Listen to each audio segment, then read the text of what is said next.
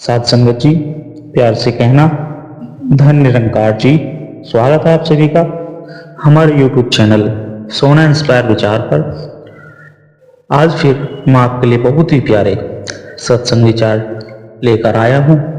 चलिए शुरू करते हैं। आत्मा का जागरण। जब तक मनुष्य आत्मा के स्वरूप को नहीं पहचानता तब तक वह मोह और अज्ञान में भटकता रहता है। सत्संग का उद्देश्य आत्मा को उसके वास्तविक स्वरूप का बोध कराना है। सत्य की खोज। सत्य को जानने के लिए मन और अहंकार का त्याग आवश्यक है। मन। जब तक मनुष्य स्वयं को शरीर समझता रहेगा तब तक सत्य की अनुभूति नहीं होगी। सच्चा आनंद कहाँ है? बाहरी सुख क्षणिक है, लेकिन आत्मा का आनंद नित्य और अविनाशी है। यह आनंद केवल भक्ति, ध्यान और सत्संग से प्राप्त होता है। मन को वश में करना। मन को नियंत्रित किए बिना आत्मा साक्षात्कार असंभव है। जैसे वायु को बांधना कठिन है, वैसे ही मन को वश में करना कठिन है, लेकिन साधना और सत्संग से यह संभव है। गुरु की महिमा। गुरु बिना ज्ञान संभव नहीं। गुरु ही वह दीपक है जो हमारे भीतर के अहंकार को मिटाकर अज्ञान का प्रकाश फैलाते हैं। मोह और माया से मुक्ति।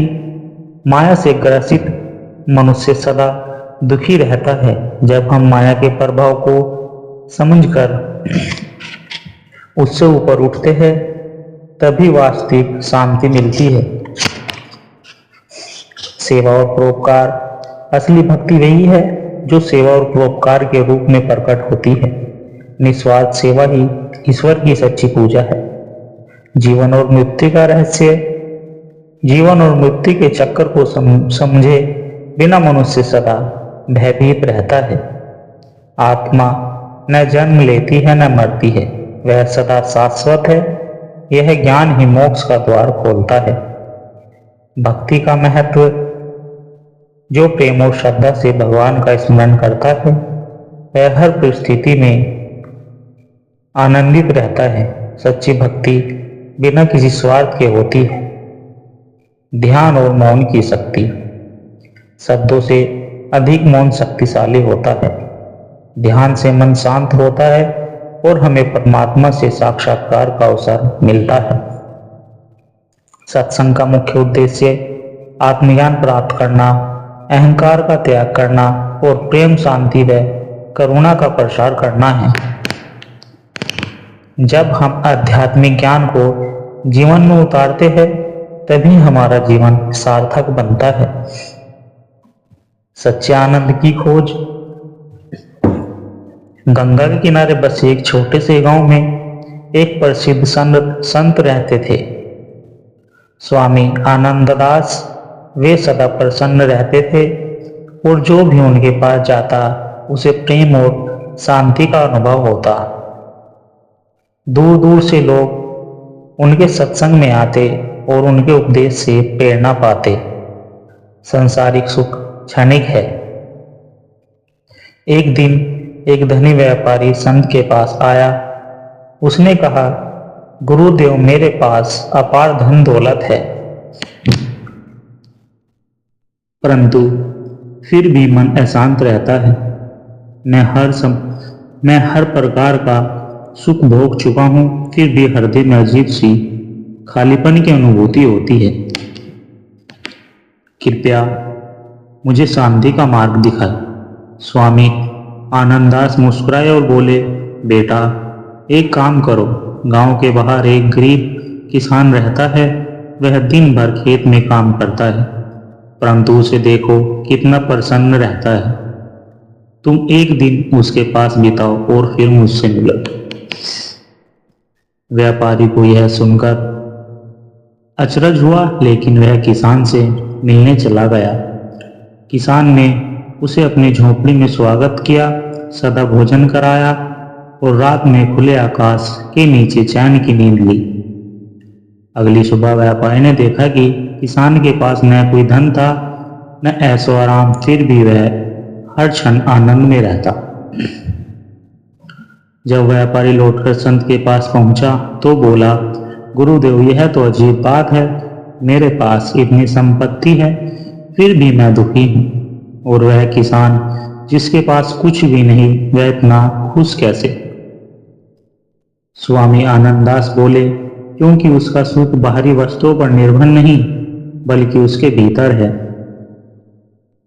दूसरी सीख, असली सुख भीतर है। कुछ दिन बाद स्वामी जी ने व्यापारी को एक और कार्य सौंपा। उन्होंने कहा, अब तुम कुछ दिन आश्रम में रहो, मौन साधना करो और आत्मनिरीक्षण करो। व्यापारी आश्रम में रुका, धीरे धीरे ध्यान करने लगा, भक्ति और सेवा में समय बिताने लगा। पहले तो उसे कठिनाइयां हुई, लेकिन धीरे धीरे उसके मन में शांति आने लगी। उसे अनुभव हुआ कि जब वह बाहर की वस्तुओं और इच्छाओं से मुक्त होता है तो भीतर एक गहरा आनंद जागृत होता है। कुछ हफ्ते बाद उसने संत से कहा, गुरुदेव, अब मैं समझ गया हूँ कि सच्चा सुख न तो दौलत में है, न ऐशो आराम में। यह तो हमारे मन की अवस्था पर निर्भर करता है। स्वामी आनंददास मुस्कुराए और बोले, बेटा, ठीक कहा। जो आनंद आत्मा में है वह भारी वस्तुओं से नहीं मिलता। धन, यश और सुख सुविधाएं क्षणिक है, लेकिन आत्मज्ञान का आनंद नित्य और अविनाशी है। तीसरी सीख, सेवा और परोपकार का आनंद। व्यापारी ने संकल्प लिया कि वह अपने जीवन को सेवा और परोपकार में लगाएगा। उसने अपनी संपत्ति का एक बड़ा भाग गरीबों के कल्याण के लिए दान कर दिया और स्वयं भी आध्यात्मिक साधना में लग गया। कुछ वर्षों बाद वही व्यापारी जो कभी अशांत रहता था, अब संतुष्ट और आनंदित रहने लगा। स्वामी आनंददास ने आशीर्वाद दिया और कहा, जो दूसरों की सेवा करता है वह अपने भीतर ईश्वर को महसूस करता है। यही सच्चा आनंद है।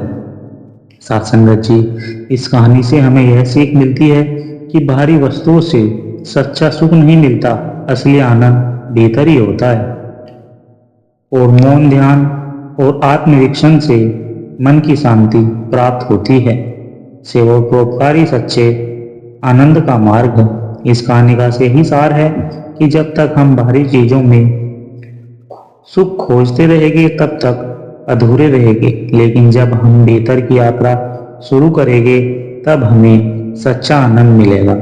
साथ संगत जी, अगर कहानी विचार अच्छे लगे हो तो चैनल को सब्सक्राइब जरूर कर दे और बेल आइकन को प्रेस कर दे, जिससे कि हर रोज के नए विचार आते ही